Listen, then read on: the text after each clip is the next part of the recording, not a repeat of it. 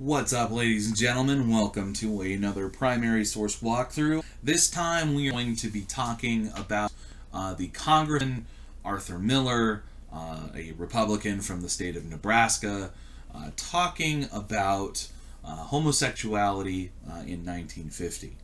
So let's do a couple things to figure out the context of this source. Now, the first thing that I want to be very, very, very clear about is that this primary source in no way, shape, or form represents how I think about LGBTQ plus people in America. That is not the case. There's just a lot that is medically wrong in this source, for number one. And number two, there's a lot that's ethically and morally incorrect as well.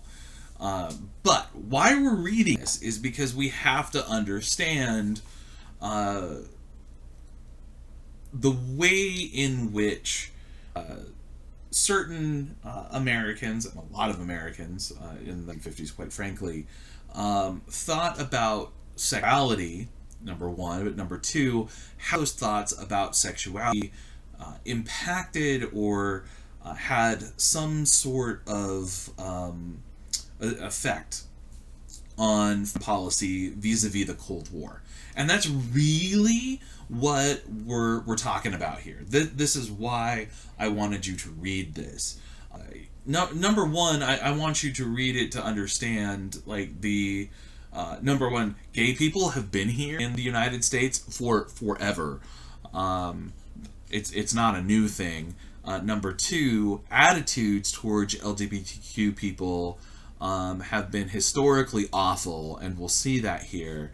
And number three, I want you to see how this kind of connection between sexuality and politics makes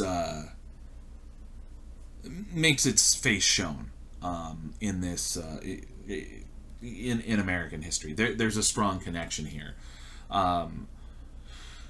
There's a lot to be said about sexual morality and politics in the United States.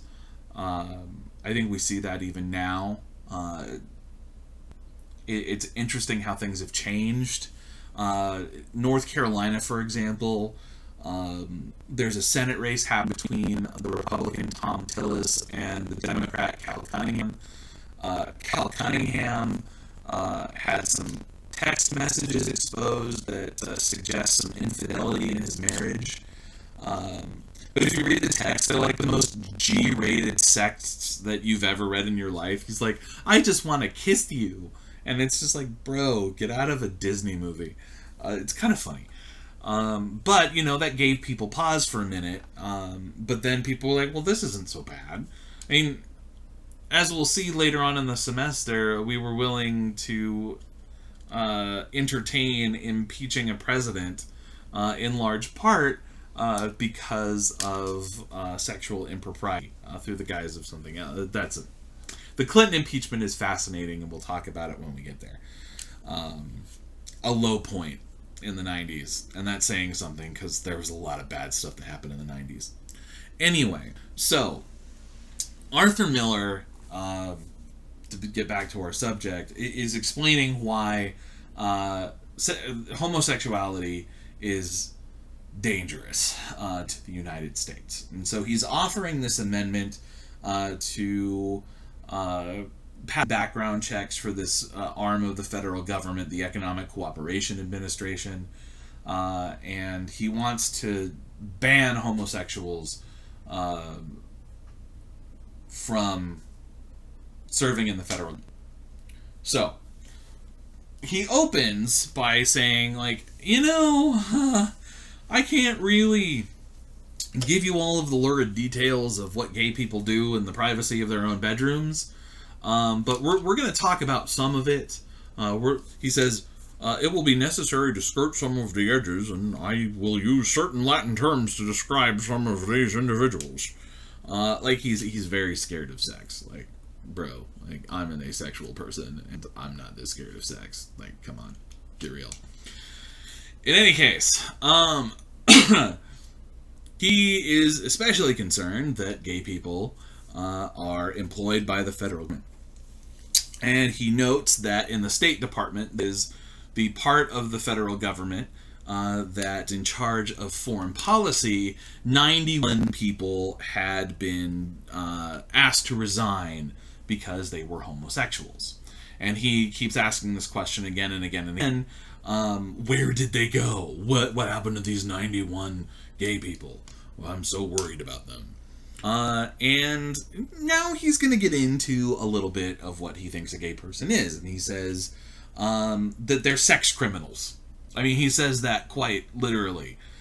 He says the sex crimes in this city are many, and he's talking very specifically about what he thinks a homosexual is. He thinks that they're sex perverts. And he tells us that he was the author of a bill in Congress that I assume passes, that allows the government to put gay people into mental health confinement. Okay, he's going to treat them in a hospital. They are like confined to these hospitals like somebody with completely out of control schizophrenia.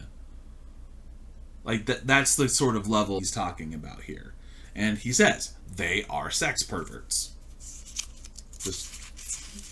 That's what he says. And he says that they're to be pitied more than condemned. He says it's a pathological condition. These people just can't help themselves. He compares them to kleptomaniacs, pyromaniacs. So people who steal uncontrollably and people who set people on or set things on fire uncontrollably, they're the same. And then again, he's like, these them in Washington D.C. and 75% of those 1,000 are government employees. Oh God, you know what they do? You know what they do, guys? There are places in Washington where they gather for the purpose of sex orgies. Sounds like a good time, man. I mean, like, whatever. That's what we're thinking, but he's very, very concerned by this. He says that they are pimps, that they are undesirable characters, that they're prostituting themselves, and he says that this is stuff that they do. They're necrophiliacs, meaning that they sleep with dead people. They're fetishists. They're into pygmalianism, which I assume means having sex with little people. Fellatios. Like, I didn't realize that fellatio, which means blowjob, was plural like that. And also heterosexual people do that too. Also, cunnilinguists, meaning people who get down on that WAP, if you know what I mean. People who engage in anal sex. He says that pedophiles. That's what pederasty means. Sapphism refers to lesbians, sadists, and masochists. They're into bondage. Bro, like, yeah, obviously having sex with dead people and pedophilia is bad.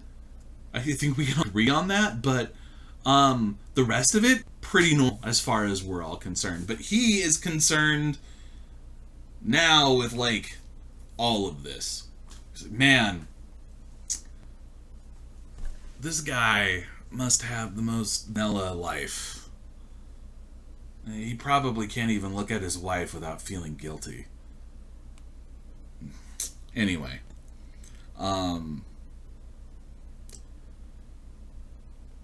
He talks about some other things. He brings up that these 91 people in the State Department have gone places.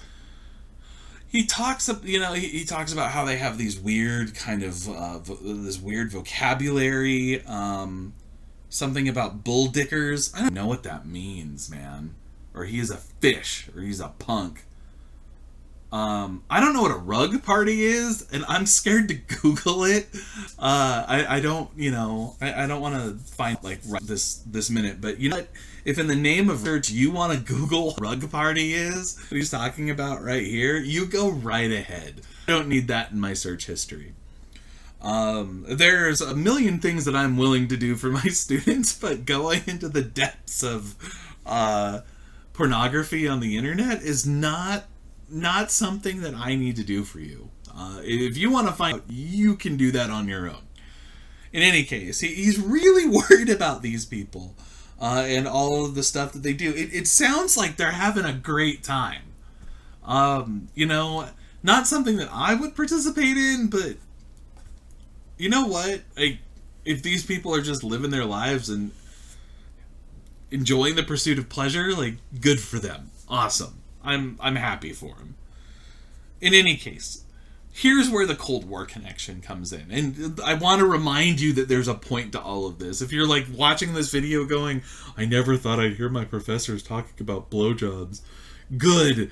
Out of historical context, that would, be problematic. But this does have a historical point. And here's where the Cold War comes in. He says, I sometimes wonder how many of these homosexuals have had part in shaping our foreign policy. How many have been in sensitive positions and subject to blackmail? And that's what he's worried about. I mean, he's obviously worried about the sex that people are having, but, as a political, practical matter, he's also worried, well,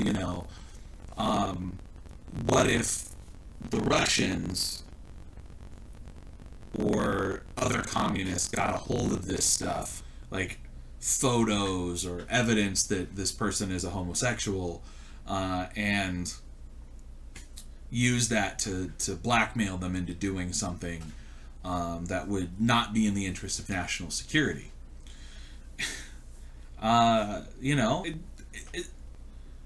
Wondering about national security and blackmail is a fair question. It's kind of ridiculous that, we're worried about people's sex lives, but it is a fair question. And I could tell you all about... I grew up in a household where one of my parents had a top secret security clearance for the aerospace job that he worked in. And we were investigated all the time. Well, not all the time, but every 5 years we would have to go through a pretty thorough investigation. And one of the things that my parent had to explain was debt. And more unexplainable debt meant that the Air Force, who was doing this investigation, would not look favorably. And my parent would have to go line by line through our family's budget and explain, pretty much any dollar that he had. The worry is that if the debt got to be too high, then the foreign interest could use that as a way to blackmail my parents into doing something nefarious with that national security clearance. So there is that concern, and because homosexuality was such a taboo in the 1950s, it could run the risk of danger.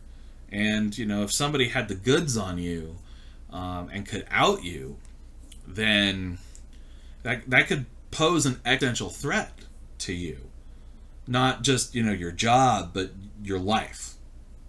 People are absolutely violent when it comes to this stuff. And if you don't think so, man,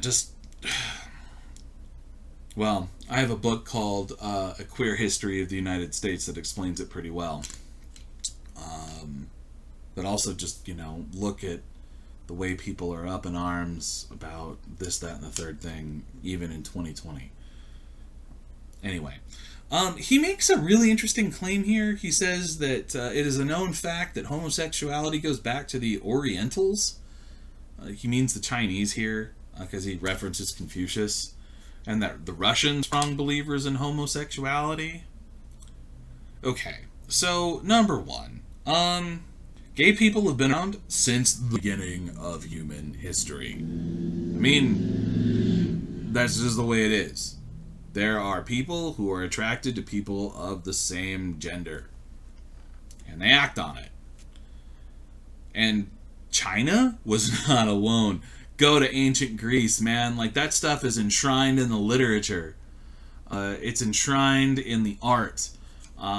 We know that there were plenty of homosexual relationships in the West. So I quite frankly don't know what he's talking about. Russia didn't exist. The idea of Russia or the Rus was not a thing until 1000 CE thereabouts. So I don't know what he's talking about there. But what he's doing is he's equating homosexuality with communism. Okay? So what he's doing is saying these gay people are probably communists, and that's why we can't have them in the State Department. And if they're not communists, they could be blackmailed by communists. So he goes on. He says that those same people, these people who are gay, are able to get into the State Department, and somebody in their embrace. Oh, sorry. He's talking about communist agents from China or Russia and being like, hey, I'm gay too. Let's work for the Russian government together. And then, once they have the goods on that person, say, well, I have pictures. Either you give me what I want or I publish them.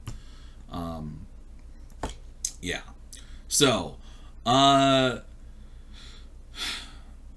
he finishes out and he says that I realize that there is some physical danger to anyone exposing all of the details and nastiness of homosexuality because some of these people are dangerous. They will go to any limit. These homosexuals have strong emotions. There's so much gendered language in there.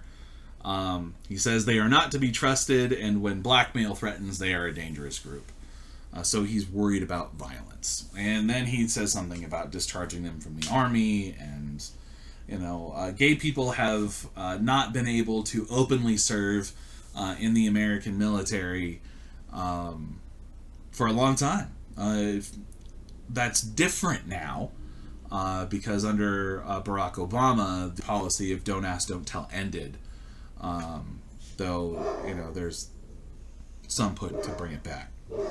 In any case, what I hope you understand from this is, number one, kind of some attitudes towards sexuality in the United States during the 1950s. Secondly, how this kind of connects to the Cold War. So if you have any questions about Arthur Miller or the 1950s and sex and all that sort of stuff, don't hesitate to reach out to me in an email or come by in office hours. Happy to talk shop with you. But until then, stay healthy, stay safe, and I'll see you on the next one.